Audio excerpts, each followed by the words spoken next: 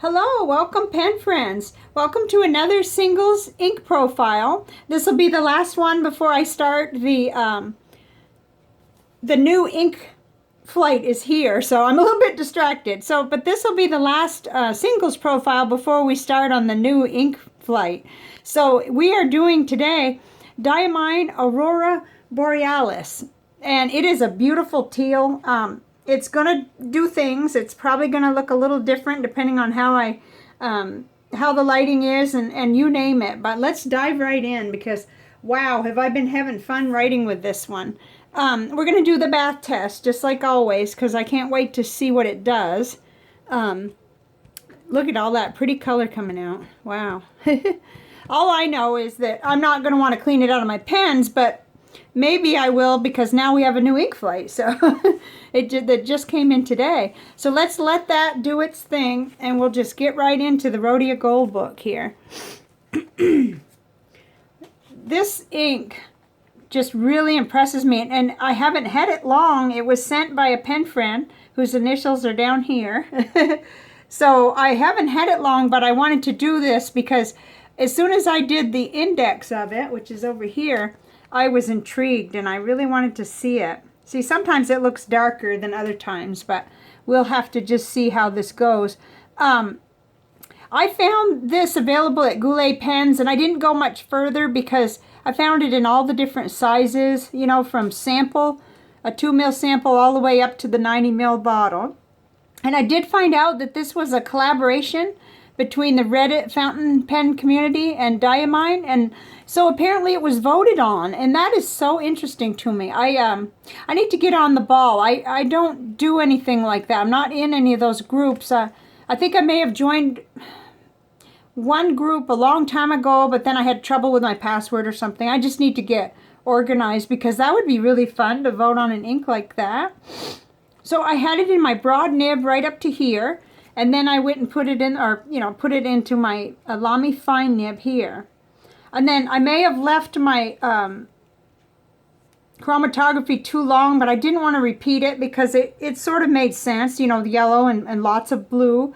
And then it kind of, a little strip in the middle came out a little bit pink. So this is really pretty, and it shades sometimes depending on the paper, and we'll see that. And it's just gorgeous, and it's got some red sheen that is more pronounced on some of the other paper. This is a little piece of 52 GSM Tomoe River paper, and you can kind of see it, but not as well as you'll see it on some others. So let's just go right through the notebooks. We've got 4 of them, starting with a little small Leuchtturm 1917 dot grid notebook.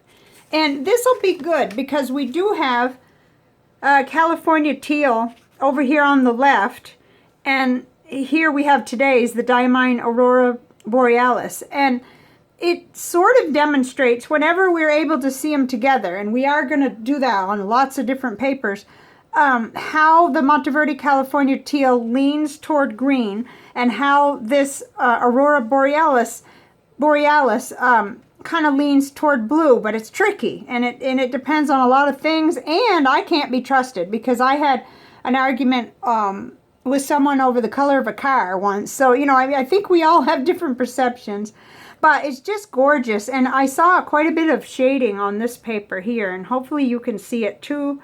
It held up really well in the fine nib, and I just find it to be very, very pretty. Let's see what happened on the back. Okay, it tried just a tiny, tiny bit where it was painted on heavily with a paintbrush. The ink tried to go through, but that was it.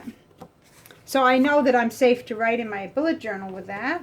Okay, and here's the little CVS caliber notebook. And if I'm not mistaken, it had incredible lot of red sheen on this. Let's see if we can pick it up. It's going to be a little challenging. But it is red all around here, and it's just amazing on this cheap paper. It doesn't lose much either when you go down into the Lamy fine nib. I felt like it's dark enough. It's just nice and dark enough, so I liked it in that. And some shading is still visible, which kind of blew my mind, you know, on this cheap paper. But there you have it. Okay, if I hold it open, we can see the two. Oh dear, we're getting that. That looks so dark. But that's partially the camera doing that.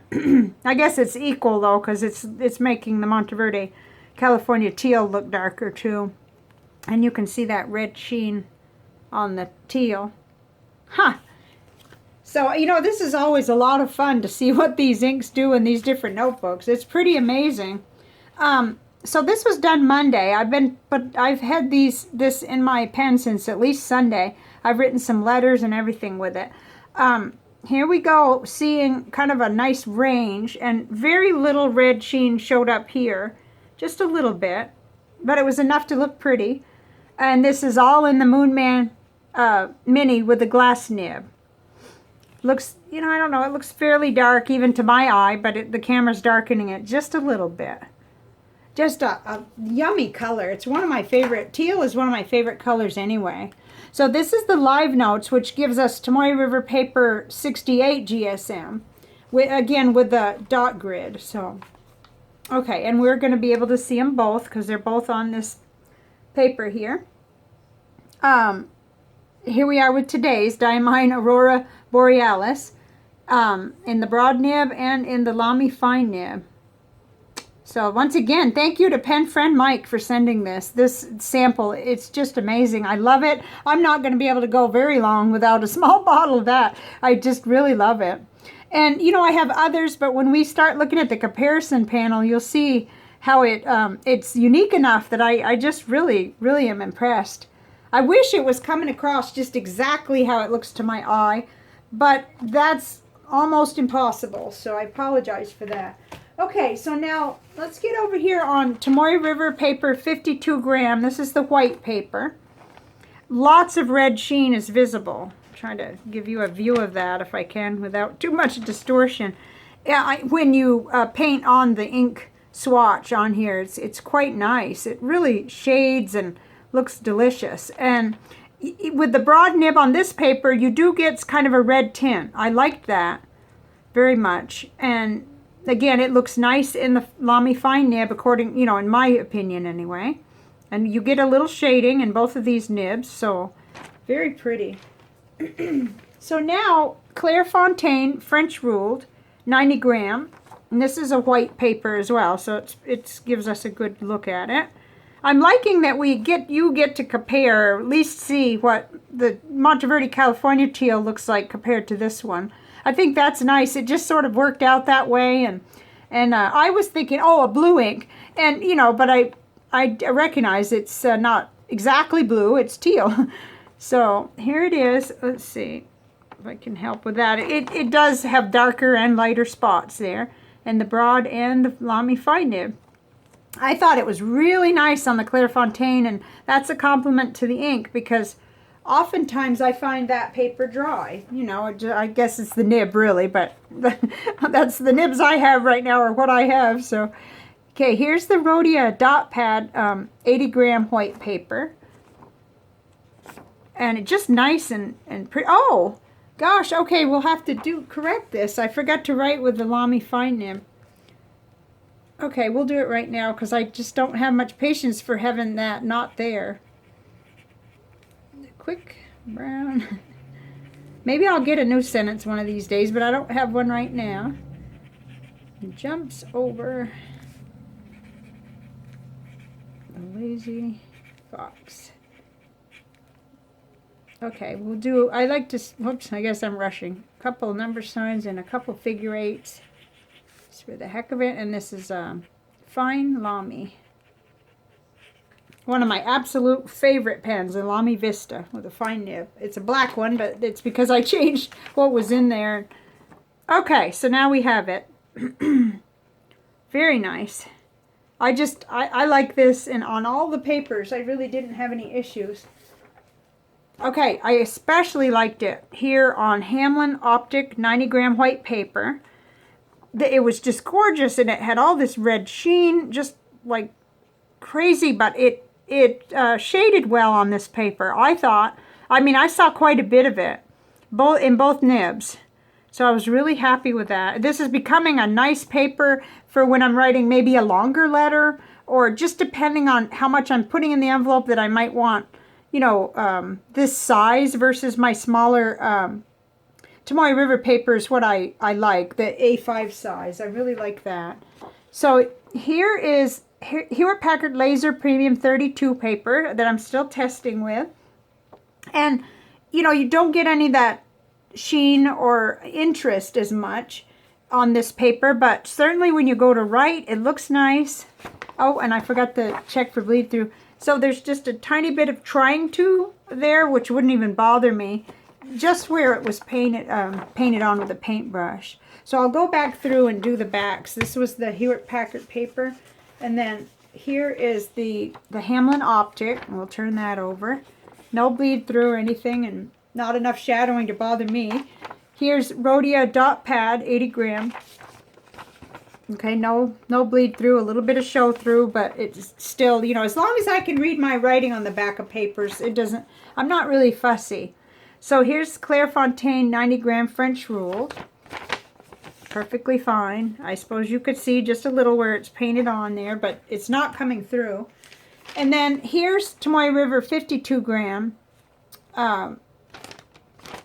Okay, where you go to paint it on, it does go through, and that would matter to an artist. So let's look in and see how the 68 gram Tomoe River paper did. I may have done it before, but I can't remember. So, okay, no, we had no, there we are, the Aurora Borealis, and there's no bleed through. So that actually might help in terms of if you're doing art in your art journal, but there's a trade-off. There really, in my opinion, there is, because I really like what that does on this paper, and I would be willing to sort of work around it on the other side, if you know what I mean. And I know I'm not talking I know in this audience not everyone does art journaling, but it is something that I'm interested in, and I think a few others, so bear with me or leave me a comment, one or the other. Or both. Okay, all right, here we go. Wow, okay, that surprises me. I thought it would be all gone, but there's a lot of pigment there, and you can still read what was there. That's interesting. I mean, that's why I do this test. It never fails it surprises me sometimes. Not all the time, but sometimes. Okay, so today's panel. Here's today's panel. And then, this is difficult for me because I feel like an idiot sometimes. You know, as soon as I got this ink on this panel with some of the teals that lean toward blue, then there goes Diamine Aurora Borealis looking more green. So you can't win, and it's okay, and it could be my color weirdness. So we'll just we'll just look at this. I noticed a similarity between today's ink and Diatramentis Petrol. And then, you know, I really did. I still kind of see that. And then with the Robert Oster Tranquility, I feel like that did go greener somehow. Or, you know, now you're seeing one thing and I'm seeing another with my eyes. But it's very interesting because once you get these colors beside each other, oh my, it's just something else. Now let me get out. I've got a couple that are not on there. I've got Monteverde, California teal that we just profiled the other day. So kind of having that around is interesting too. And then I've got J. Arbonne Emerald of Chivor, the shimmer ink, which I did not put on this panel, though I could have. Certainly, you know, it compares there with the Ferris Wheel Press Bluegrass Velvet, which is coming across way bluer than our Aurora Borealis.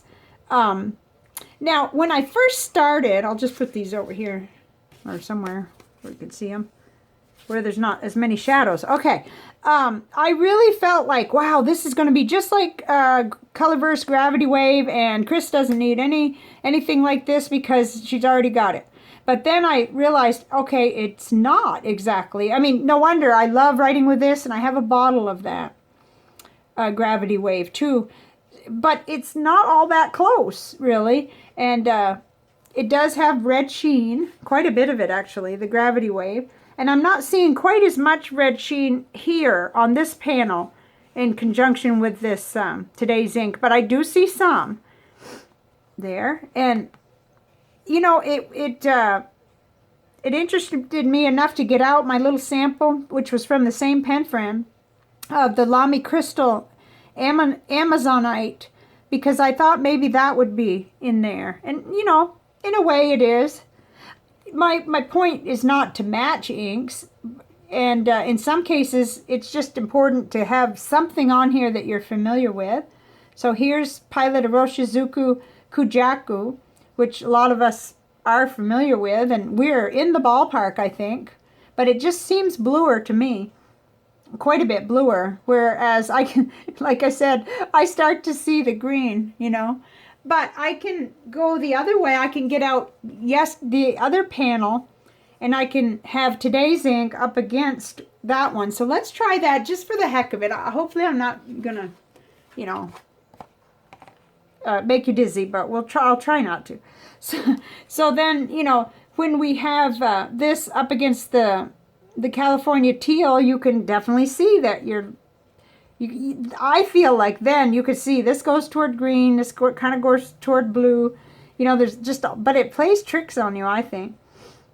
You know, it's interesting. Anyway, I'm still learning. I will be probably the rest of my life about inks and how they behave. But I thought it was really interesting. I got all kinds of panels out, but I don't want to make you. I don't want to, you know, completely get us all confused. But because you've seen those panels before. But this was really fun, and the exploration is not over. I'm just really enjoying this ink. Thank you for sending me that sample. And it's nice to be able to share it with all of you. So, you know, I keep looking, I keep kind of comparing it, and I know how much I like this because the Emerald of Chivor, because I have gone through 2 samples, and what I have left is like, I don't know, a drop and a half or something down in the bottom. And it may not be true anymore because, you know, to color, because there may be more shimmer than there is ink. So I've got something exciting to say about what's next. It's here, and it's here, the ink flight. The ink flight has landed. It landed today. So this is what's next. I'm going to do the unboxing. And the only reason I went ahead and did the ink review first is because, well, I had it almost done when the doorbell rang with the ink flight. I have not opened this, and I plan to open it on camera. And then there's going to be something special, so don't miss this if you can help it. Don't miss watching it at some point soon after it comes out. That's all I'm going to say right now. So thank you very much for being here. And please let me know, what did you think of today's ink? It's really pretty, and I was so thrilled to find out that it's still available, because there are some times when it seems like a special ink or a pretty ink doesn't have the availability that I'd like. So anyway, there you have it. I'll see you next time, and take care. Bye for now.